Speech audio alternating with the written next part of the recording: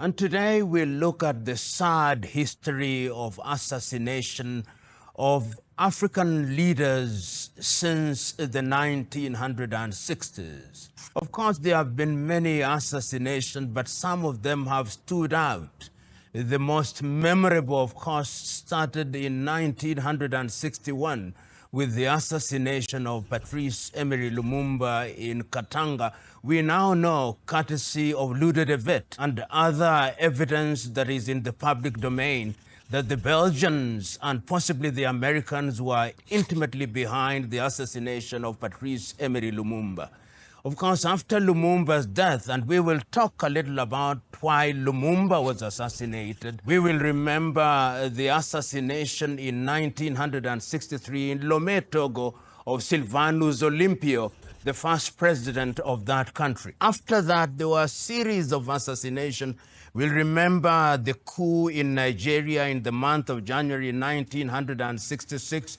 We do not have the details as yet, but we saw the death of Abubakar Tafawa Balewa, who was then the first prime minister of the Federal Republic of Nigeria. On that night, of course, the death of the Sultan of Sokoto, Sir Ahmadu Bello. And it did not stop there. We saw once again in 1969, in the midst of the struggle for the liberation of Mozambique, the death of Eduardo Mondlane in Dar es Salaam, Tanzania, when he received a bomb hidden inside a book, and Eduardo Mondlane's death was as debilitating as it was frustrating. And it did not stop there. Once again, in Guinea, in Conakry, we saw the death of Amilcar Cabral, who was then in the midst of the struggle to liberate Guinea-Bissau and Cabo Verde from the chains of Portuguese colonization. And it did not stop there. Later, we saw the death of the young Tiro Ngopotse, who was involved in the struggle in South Africa. And we saw other assassinations. Of course, we are familiar with the death of Samora Moises Machel. The jury is still out of who the prosecutors of his death were, but we know that his plane was brought down. And it did not stop there. The death of Thomas Isidore Sankara in 1987 was also a death that debilitated the struggle which had just started in earnest in a country then known as Upper Volta, but whose name was changed to Burkina Faso. That death in Ouagadougou, we now know, could have been at the behest of France, and we know that there has been a successful prosecution of Blaise Compaoré, who we know was a comprador of the French. Much more recently, in the year 2011, the painful death of Muammar al-Gaddafi in the year 2011. Africa has seen assassinations. Why assassinate them? They are assassinated because at critical times in the life of their countries, they stood out and they were telling the colonizers from the Western world that we were going to ensure that our countries were liberated. Let us start with Patrice Emery Lumumba in 1961. Why was Emery eliminated? Why was Emery eliminated at the behest, as we now know, of Joseph Desire Mobutu, later to become Mobutu Sese Seko? Why was he decimated in the hands of Moise Tshombe in Katanga and his body dissolved in acid? All those who are historians will remember that on the day of independence, Patrice Emery Lumumba was not programmed to speak. The only persons programmed to speak was King Baudouin of the Belgians and Joseph Kasavubu, who was the president. But Patrice rose and spoke and gave a speech that has remained iconic. He told his audience on that day that Congo will never be the same again. He told his audience on that day that Congolese resources will be utilized for the sake of the Congolese. He told his audience that the history of Congo will be written by the Congolese. And a decision was made at that time that Patrice Emery Lumumba must be eliminated.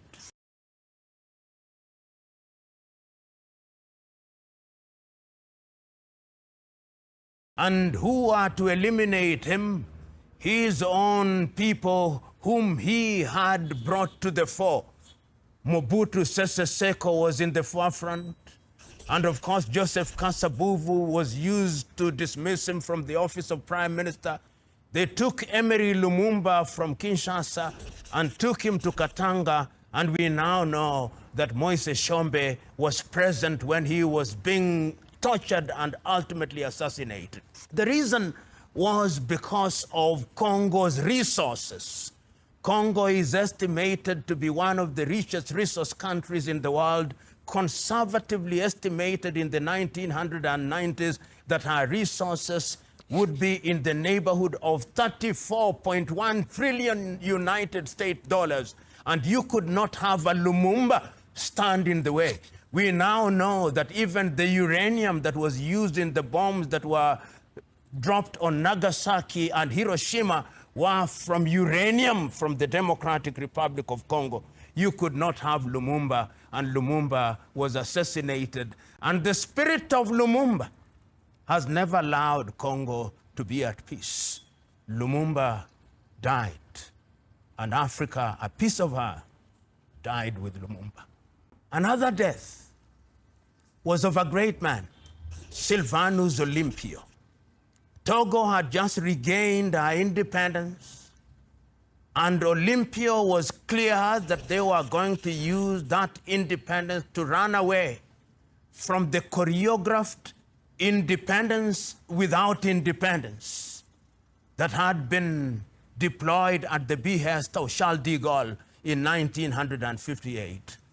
And they used Eyadema, and Eyadema said, I shot him myself.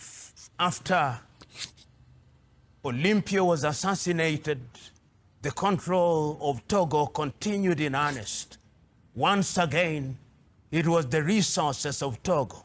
So it appears to be that anybody who stands in the way of Western powers and their quest and thirst and appetite for resources must be eliminated. And they eliminated Sylvanus Olympio. The Portuguese have always been interesting. They have always stood in the wave of the struggle for independence and have always been quick to do away with anybody who stands in their path of exploiting their colonies.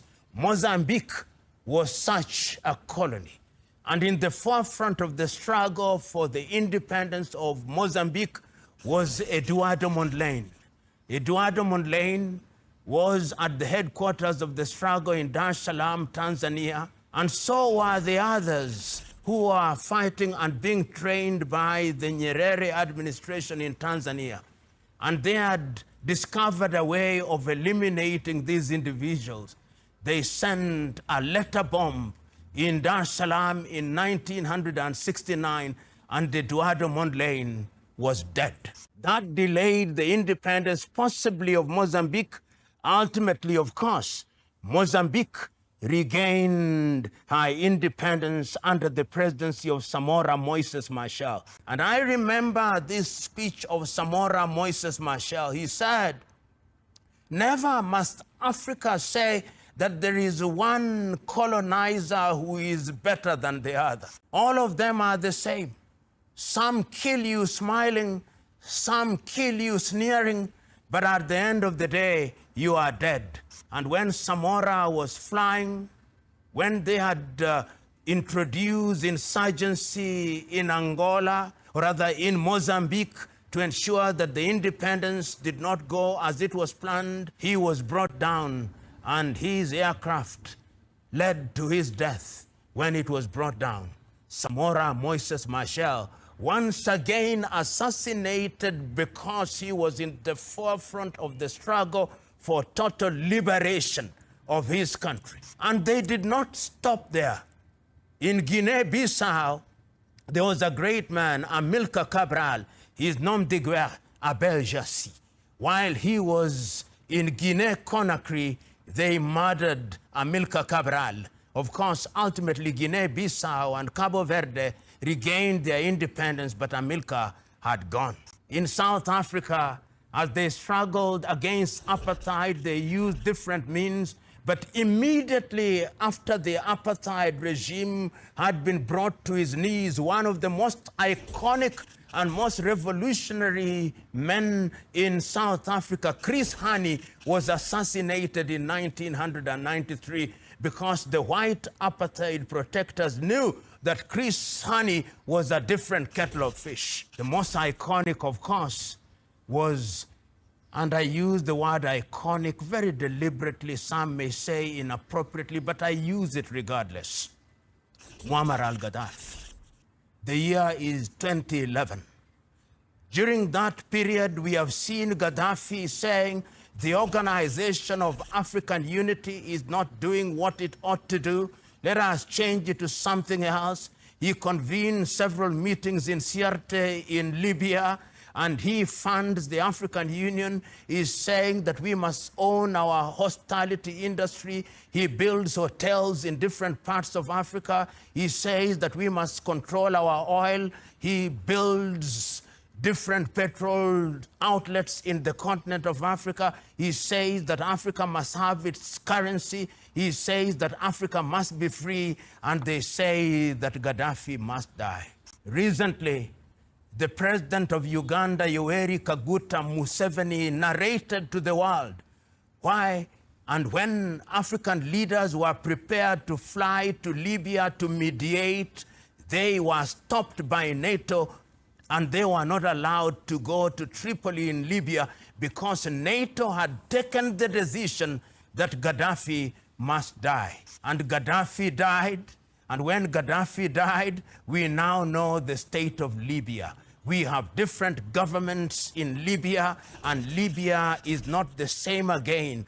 The resources of Libya are being exploited. The resources of Libya are not being used for the benefit of the Libyan peoples, begging the question, why is assassination used to undermine Africa? Western Europe, over the years, has been in the business of identifying men and women, particularly men, whose agenda is to move Africa into the arena of total liberation. And when they have identified them, they use their own kith and kin to eliminate them. Assassination has been one of the ways of undermining the continent of Africa. Let us be wary of those who eliminate our brave, our best, that they may destroy the mother continent.